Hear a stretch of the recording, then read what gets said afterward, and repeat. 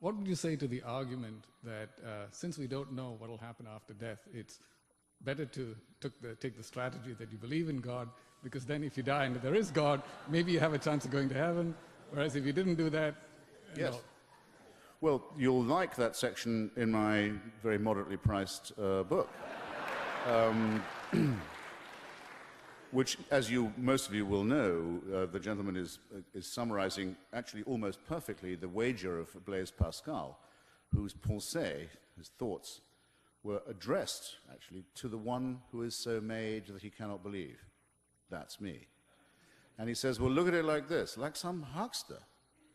Like the guy who, from the megachurch the other day on the radio, tried to get me to pull into his parking lot because the Lord had cured his daughter of Hodgkin's disease.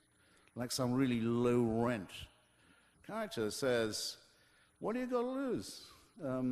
If it's not true, we're all headed nowhere in any case.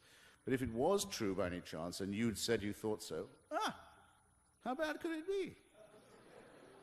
Well, you talk about the way that religion degrades argument and degrades dignity and self-respect. There you have it in one syllogism. But I have my answer, the following. On the assumption that the God they're talking about is anything like the one they ought to be believing in, this is what I say in my book I'm going to say.